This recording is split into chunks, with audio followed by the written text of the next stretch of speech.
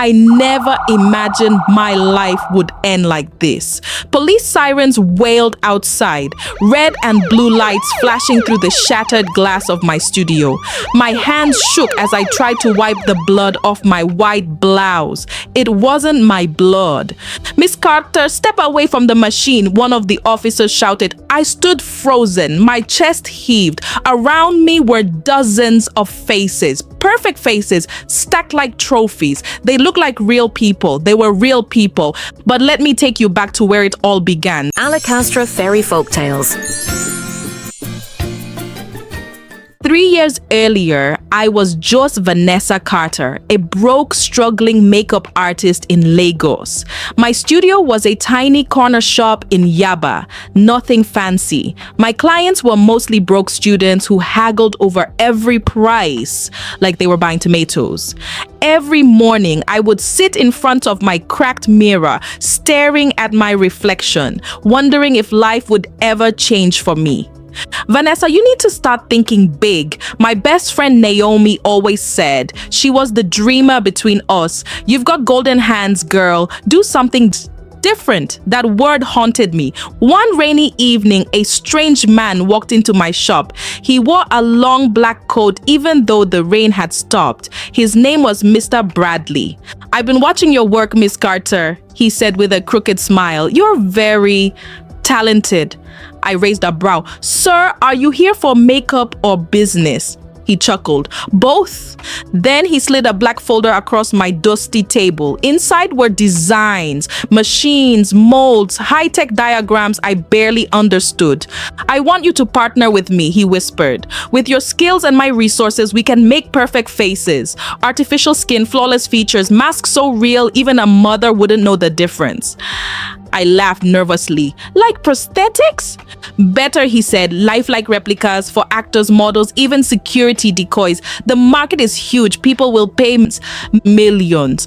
"What's the catch?" I asked. "No catch," he smiled. "Just say yes." And like a fool, I did. We started small. Mr. Bradley rented a private laboratory. He imported machines I had never seen before. My job was simple: design the faces. I applied my makeup skills to sculpt flawless features, smooth skin, perfect symmetry, custom designs based on the client's request. The first few clients were celebrities. They wanted replicas of themselves for their private appearances. Some wanted disguises for personal reasons: cheating husbands, corrupt politicians, paranoid billionaires. The money poured in faster than I could count. In less than a year, I had moved from my dusty shop to a luxury apartment in Banana Island. I drove a Mercedes. I wore designer dresses. But then things started getting strange. One afternoon, Naomi visited me. She was the only person I truly trusted. "V, are you sure about this business?" she asked, sipping her juice. "Naomi, don't start," I sighed. "Do you know how much we made this month? 200 million naira. She shook her head. "I hear rumors, V. People say your masks are being used for crimes, identity theft, fraud, even murder." I paused, my chest tightening. "Those are just rumors." But even I wasn't sure anymore. One night I came to the lab unannounced. That's when I saw it. Behind a locked glass door was a secret room. Rows of faces hung on walls like horror movie props. Some I recognized. Politicians, businessmen, even people I thought were dead. I heard voices. I quickly hid behind a cabinet. "I need 3 more masks by next week," Mr. Bradley told his associate. "The client needs the duplicates ready for the oil deal. After that, we handle the governor's request." "Governor!" I felt like vomiting.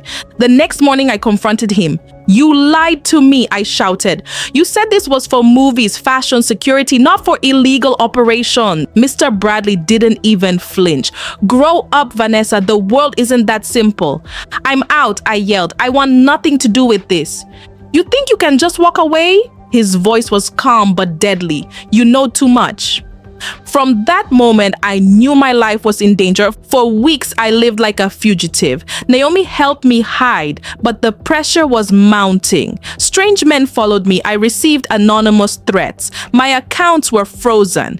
One evening, Naomi suggested the unthinkable. V, you have to expose him. How? He has people everywhere. Then let's use his own weapon against him, she whispered. The plan was risky. I would create a mask, a perfect face of Mr. Bradley himself. Then, using the mask, Naomi would walk into one of his secret warehouses and record everything. It worked. Naomi, disguised as Bradley, entered the facility, collected evidence, and escaped before anyone noticed. We handed everything to the authorities. But Bradley was always 2 steps ahead.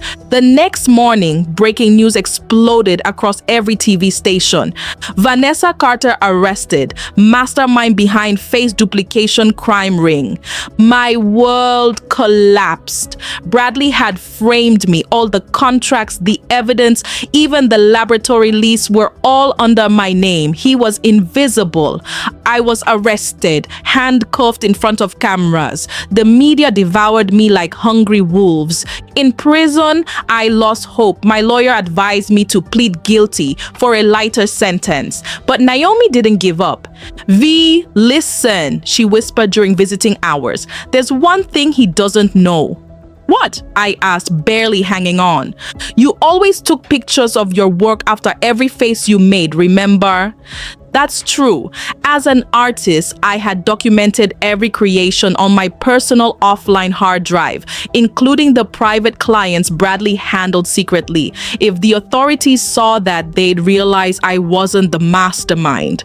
With Naomi's help, the evidence was delivered to the anti-fraud agency. Weeks later, the truth unraveled. The real clients were exposed: politicians, bankers, and foreign agents. Bradley's network crumbled. But Bradley himself vanished. I was released. My name was cleared, though my business was gone. My face was everywhere. News, documentaries, YouTube exposés. Some called me a hero, others a criminal who got lucky. Naomi tried to comfort me. You're free, V, that's what matters. But I couldn't sleep at night. I knew he was still out there. Last week, I found a package at my doorstep. No return address. Inside was one of my old creations, a mask, but this one wasn't mine. It was my own face. A small note was attached. You made perfect faces. Now let's see if you can survive yours. I will tell you what to do. I stared at the mirror, my reflection staring back with that perfect, flawless, artificial face. The game wasn't over, not yet. If you enjoyed this video, don't forget to like and subscribe for more content like this.